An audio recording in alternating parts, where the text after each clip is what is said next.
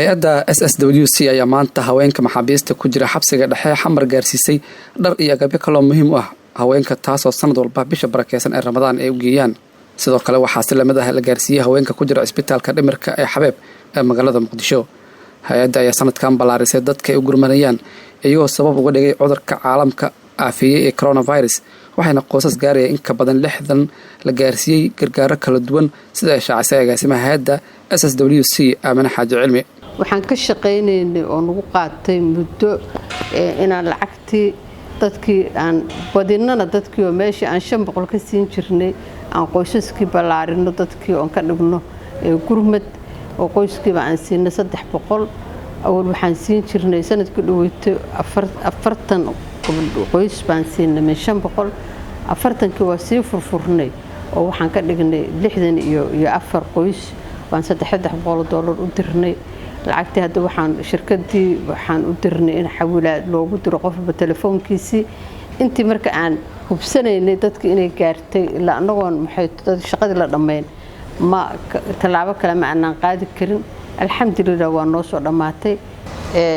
waxaan rabaa ummadda Soomaaliyeed meeshaan waxaan ku soo gaarnay isku gurmasho iyo isku tuurid in loo gurmado dadka ay dhibaatadu gaartay oo daadadku aafeeyeen, hooyooyinka ilmaha afka ku sida, waaridka jilicsan oo qarqarahaya. Faadumo Axmed Caalim oo xubin ka ah hay'adda kana mid ah qurba joogta Soomaaliyeed ayaa sheegtay in hay'adda ay laablaabtay dadaalada dadka danyarta lagu taakuleeyo. ururkaas taniya intaan arkahayay hawl wanaagsan buu u qabtay haweenka Soomaaliyeed, caruurta Soomaaliyeed oo hawl muuqata waa jiraan ururo kale oo Soomaaliyeed meel walba xamar iyo meel kasta ka jira, laakiin ururkan sidoo u balaaran yahay hawsha uu qabto oo ku ekeen kaliya in la taakuleeyo dad danyartaasiiba haweenka iyo caruurta laakiin iyo dadka muxuu baahida gaarka qaba. taliyaha ciidanka asluubta Soomaaliyeed Janaraal Mahad Cabdiraxmaan Aadan ayaa hay'adda uga mahad celiyay deeqda ay u keeneen haweenka ku jira xabsiga dhexe. sidoo kale waxa uu ku booriyay dadaalka ee sanad walba geliyeen haweenka danyarta iyo waliba kuwa ku jira xabsiga dhexe ee Xamar.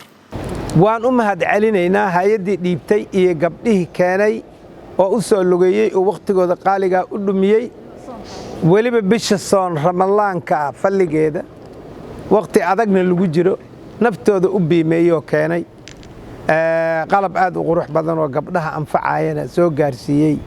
waa u mahad celinaynaa dadkoo dhanna ha ku daydeen baan leenahay Soomaali meel kasta oo ay joogto. Cabdiqaadir Shacab, warbaahinta qaranka, Muqdisho.